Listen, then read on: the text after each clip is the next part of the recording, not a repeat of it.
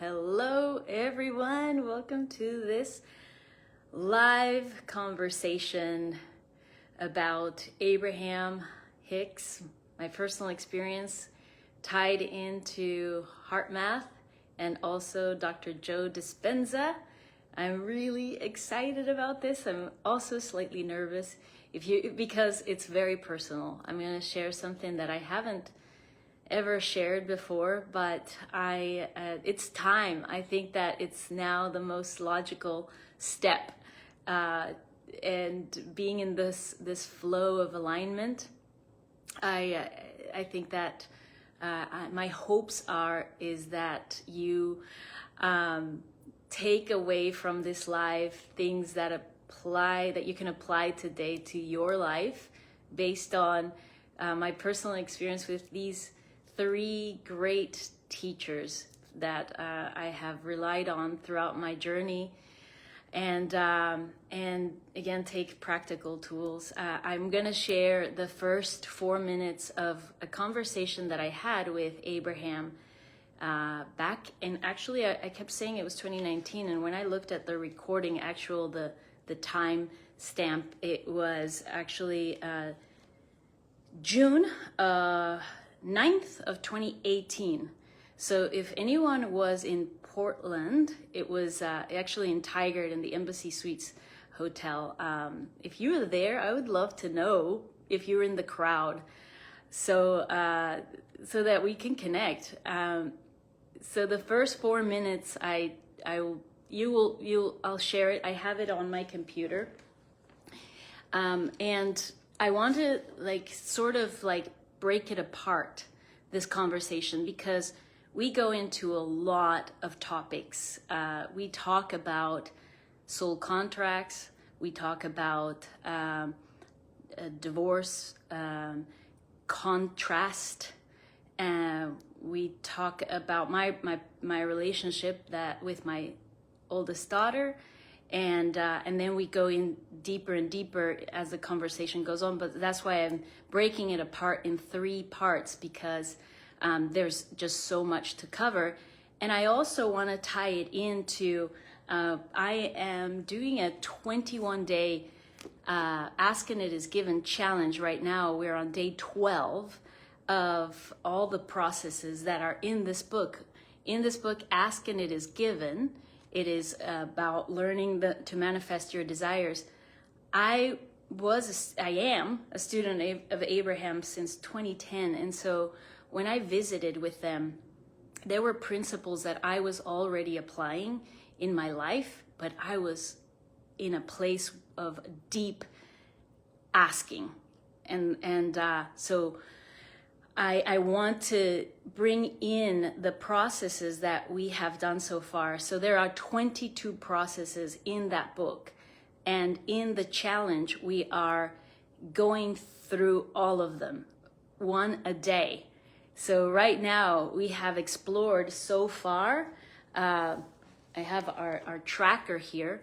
We've explored the rampage of appreciation, the magical creation box, the creative workshop, virtual reality, the prosperity game. And if you have the book, it's a good idea to go through, open up your book if you already have it. A lot of people that are into this work or know about Abraham already have this book. And if you don't, I really encourage you to get it. And it is so helpful to review the processes so that we can have them handy.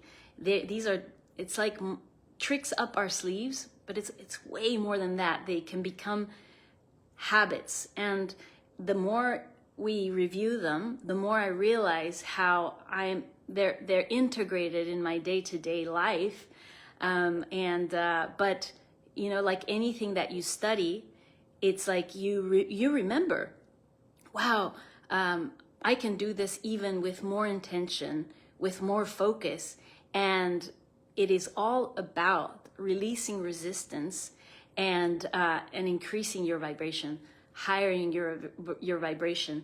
So along the processes, the process of meditation, evaluating dreams, the book of positive aspects, scripting, the placemat process, segment intending, and wouldn't it be nice if game. So far, those are 12 processes. We have another, we're kind of halfway there. So every day, what I have been doing is I share a little recording of the process and the challenges for people to do it.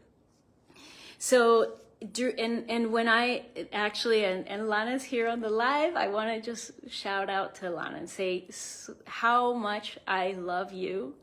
We've been working together now for I don't know how long, and this came about in a conversation with you, from how do we get into alignment and stay in alignment and continue to raise the vibration. And so this is how this was born. And I knew that bringing it on and speaking about it in an environment where we could actually go in and actually do the processes would bring about so much more. And so this live video, and it's a series. This is part 1 of 3. I thought my conversation with Abraham is about 20 minutes long. So to study this conversation so that I could give you my personal take of my journey. It's also bringing you along my journey and see how each process was, how we could improve, how I could improve, but based on my experience, knowing what I know now with doing Dr. Joe Dispenza's work, Heartmath at the core of it, like the literal heart of it, how all these modalities really are just beautiful, extremely powerful processes that we can integrate into our lives to create the life that we desire, to heal, to have all the things, manifest everything that we desire, to have those things that are in our vortex already, to release the resistance to allow them into our lives. So my hope, again, is that this conversation serves you to give you some insights and things that you can apply today. So, and also, please feel free to ask questions. I already have a question from someone from the group that wanted to know, but please feel free to, if you're watching live, type in your question. I can see it. And if you have a question that I can answer in the next live, I'm doing it next Monday. Today's Friday, and then the following Friday. So there'll be an opportunity to answer some of the questions, and maybe that they'll come as I share with you the recording with Abraham. So to stay on track in time, I'm going to go ahead and share that first 4 minutes of the conversation, and then just go from there. Okay, so the best way that I figured out how to do this is a recording. If you can see it right there, so you can see the sort of let's see that you can see the date. Anyway, it's a little too small, but okay. So let's just go ahead and start it. I love you, Abraham. I love you, Esther. Thank you, Jerry. I'm in joy. I'm in love with life. It shows. I love my friends. I love my daughters. I love my life. I love the contrast. I am thankful for the contrast. And I'm wondering about the contrast that doesn't go away, such as an ex-husband.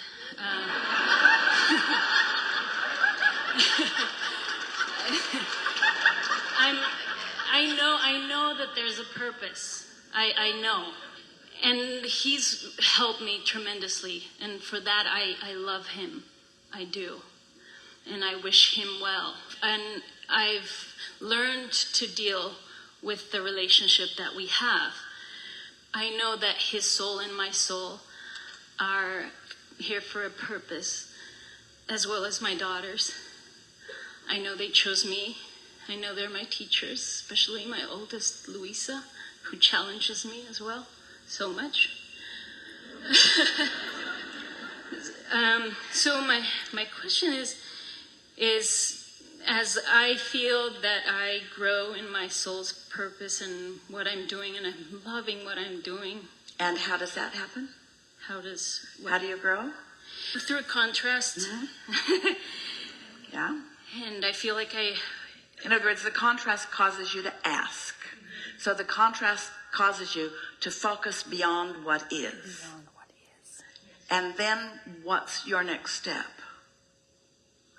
It's my responsibility. It's what I'm doing. It's the way is what I do with what the circumstance. See, so let's say that there's someone in your experience that is a really strong producer of contrast for you. You're stumbling over it a lot. And so you launch rockets of desire for things to be different, for different things than you've got. And because you care about how you feel, you line up. You line up with what you want. And then because you've lined up with something that's different than what is, then what is has to change. That's why it's an ex-husband. Mm-hmm. Because you line up with what you want, and then what is has to change. The key to smooth moving through life is to make sure you've lined up with it, and make sure that the action that you're inspired to is coming from that receiving mode, from the receiving mode of who you really are, rather than from the resistance receiving mode of who you don't want to be. Does that make sense? Yes. So I focus on my alignment of the alignment that I've achieved. And you do that by reaching for the most satisfying thoughts that you can find. We have plenty of time, and you're really going to like this, and it will be easy for you to understand this. Because often the question is, because it sounds to a lot of you that what we are trying to say to you is, when a relationship causes you to want something different than what you've got, then you launch the rocket, and then you line up with that, and then you're so much in the receiving mode that you don't have to take any action. You just get so good at allowing that they can continue to be however they are, and you're just not bothered by it anymore. That's hard.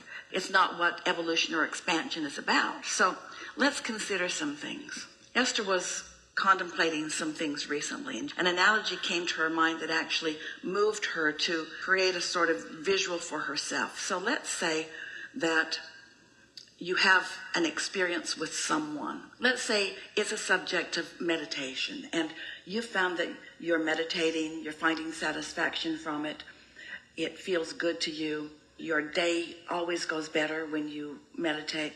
You find more clarity. And so this is just something that you really like to do. You look forward to it, and you do it. And you have a friend that you're talking to about that, and that friend just isn't there and is actually annoyed with the conversation. So we're not saying good and bad. We're saying you have this perspective about this subject.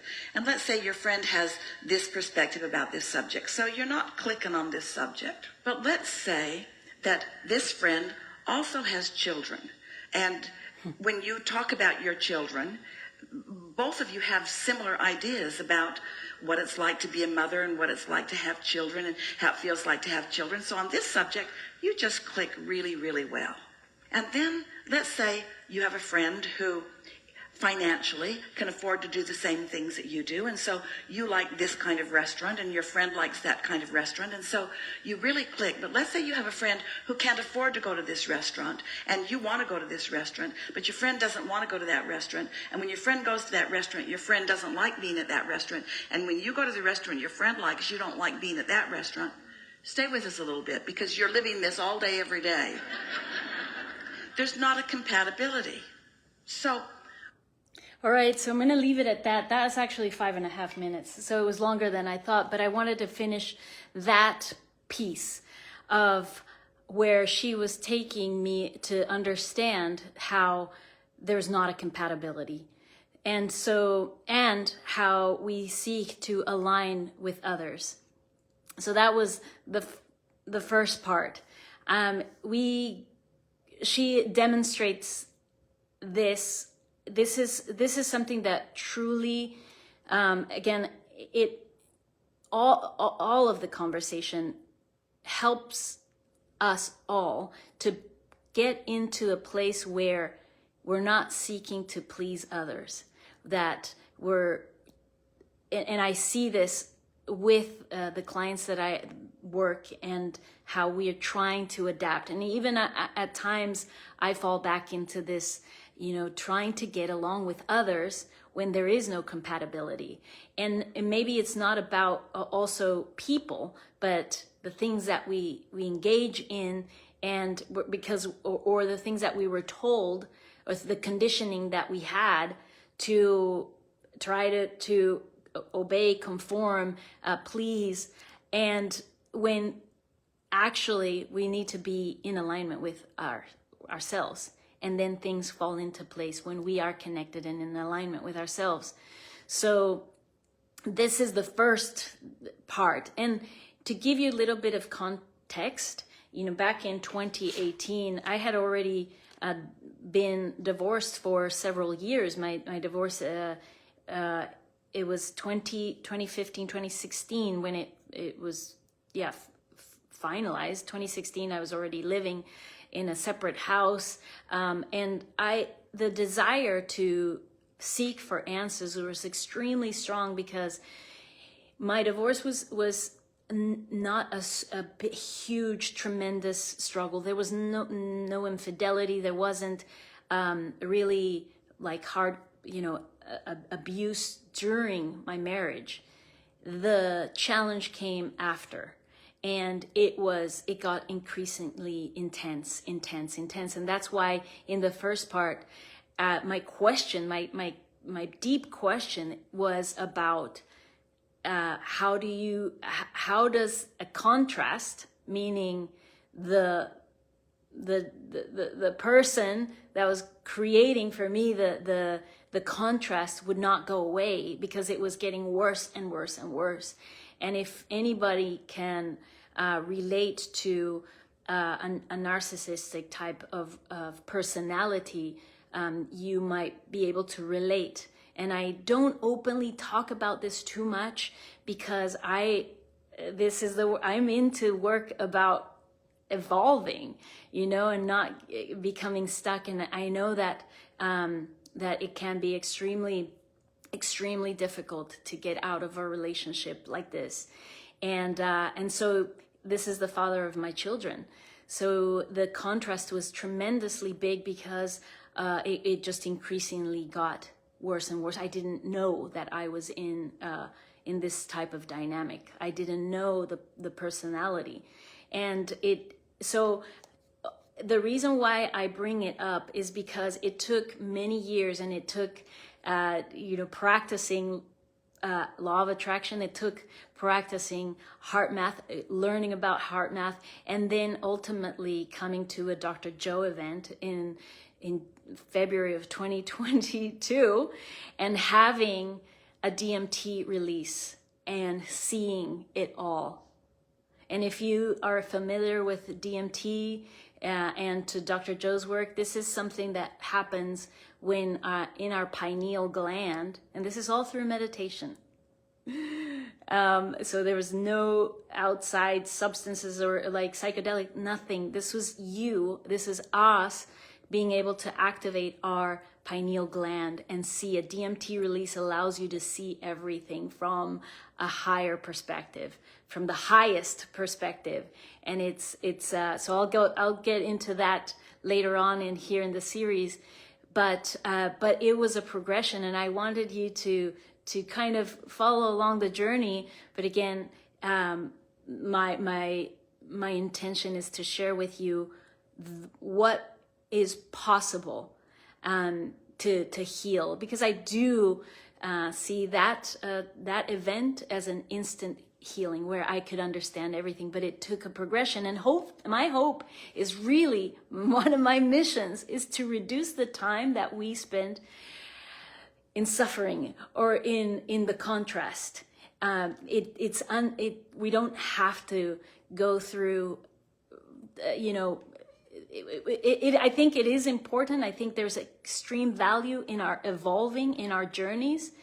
But when you know how, when you learn from others that have gone through it and can help you reduce the time and share with you ways so that you're not going into the valley of like darkness and staying there too long, it's not necessary. So that is part one. And the way I can tie this first conversation with this first part of the conversation with the processes that we've already done in the Abraham Ask and It Is Given processes, there was a lot of rampages of appreciation, especially for the contrast. So what does that mean in practical terms is that, contrast, what does that mean? Contrast is what we don't like. Like maybe you're going through a illness, maybe you're going through a divorce, maybe you're going through a financial hardship. Maybe your teenager is going through something major and it's creating so much pain. And when we can see those things in the light, despite where we are, then we can allow ourselves to, it is possible to know that it is a journey and that there is light there's light available at all times. I can tell you right now that I would not trade the whole process because it has made me the person that I am, especially after having the DMT release. But the whole journey was important in my evolution. So that's one takeaway, that if you can bless each challenge that you're going through right now and just have this faith and this trust that you're going through what you're going through for a reason, that is, it is not going to be in vain. It is for you. That then you can look back one day and just bless it. But as you're going through it, step 5 is, and that's what she goes, she says, step 5 is being back in a contrasting experience and loving it, because we value the contrast, because contrast asks us to want better things that we have. And that's how we expand. That's how we evolve. Through contrast is the way we evolve.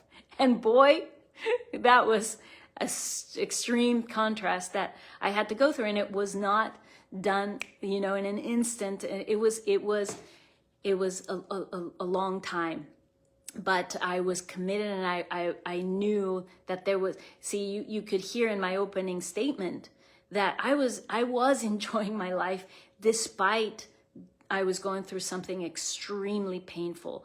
And in those days, it would take me about 3 days still to recuperate from, if you've ever been in an abusive relationship, it can be so paralyzing that I at times felt like I wanted to go away so fast. I wanted to take a shower. I didn't want to, showering felt like I could wash away all the hurt, all the pain, but I didn't know really how. And I know that between all the processes of knowing Abraham, Heartmath as well, Heartmath was one of the keys to going into my heart and being able to stay hopeful, stay connected with myself and develop the relationship with myself. Because if you also know about narcissist empath, it's a very common thing to have those two personality types. The empath, but this is the disempowered. I was a disempowered empath, meaning that it's a dynamic and it's energy. It's all about energy. So, you know, it's just that trigger. It's just that dynamic, and it takes two. So I didn't know I was in that. And now I can look back and see it oh so clearly. But I had to go through that. And now I can say with full certainty that I am an empowered empath. It didn't take away who I am at the core. It didn't break me. And I know and I see so many people and so many examples of people that stay there and that and for years and years and years. And if you're not able to see that life is happening for you in the midst of despair, then you'll remain in despair, and life, you know, just is not what we're not the way it was really designed. So if we're able to see that this is happening to you, then you'll gain the knowledge, the evolution that this contrast is asking from you. So then if we fast forward a little bit, but I don't want to give it all away, because this is still you know, kind of part one. The conversation goes on, and we talk about soul contracts as well, and the meaning of life, like the meaning. And I know for a fact that, you know, that we're all here on purpose, and back then I didn't quite understand that fully, but in the next part of the conversation, I ask about, you know, so what is this all about? Why are we here? Like, you know, what is the purpose of the contrast? And so I'll talk about that on Monday, and kind of as well tie it in with the DMT release, from seeing things from a larger perspective. And there's one thing to know this conceptually, but to feel and have that internal insight, like you wake up and you realize, oh my goodness, this is something that in some level I decided and you decided to go through. And it was a theme of life that was part of a contract that you were designed to live through in this lifetime. So with that, if there are any questions that you would like me to answer, and I'm going to go ahead and actually answer one of the questions from somebody in my group that asked how was it that I was able to get into the hot seat. So if you've ever been to an Abraham event, and especially back then, I haven't gone to one lately. I know someone in the group too was in Arizona and went just into the most recent Abraham event. But back in the day then, and I've been to 3 events, and it was that time when I was really seeking. And so you go to this, it's a ballroom, and it's mostly about a 4 to 5 hour event. And so Esther Hicks, who channels Abraham, goes up on the stage. But before, they open the doors, and then you go in and find your seat. And of course, and I went with one of my dear friends who I know might watch this recording here, this video. My dear friend Alicia and I went with another dear friend, and we went and we sat all the way to the front.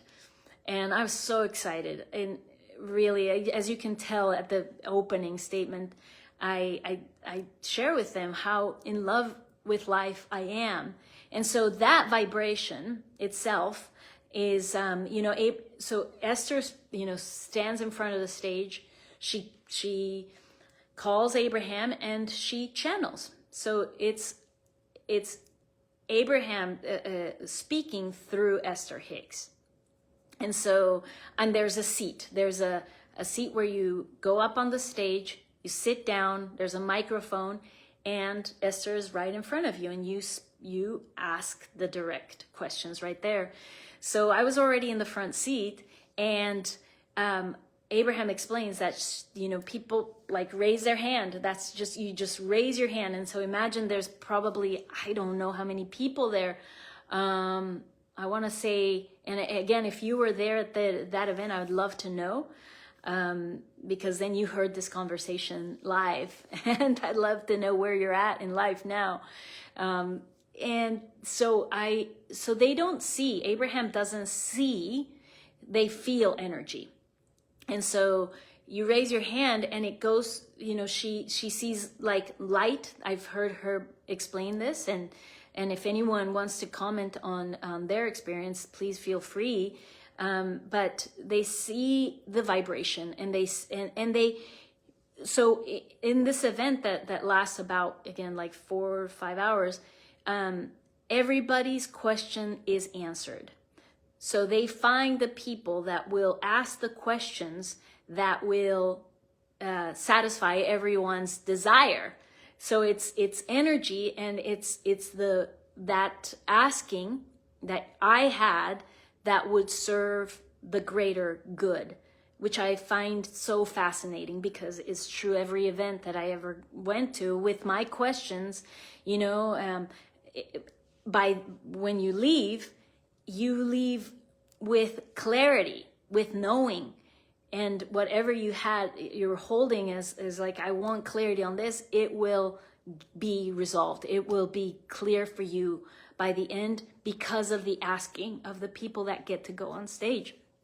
So, you know, at the end, I don't know how many people go up, like 9 people or something. And so, I raised my hand, and my strong desire, you can see, like, I wanted answers. So the best thing that I can, to answer the questions, how did I get up on the hot seat? I expected it. I knew it. I was already up front, because that's what was going to happen. I knew that my answers were going to be responded, and that that I would gain the clarity that I needed. And so I think that the expectation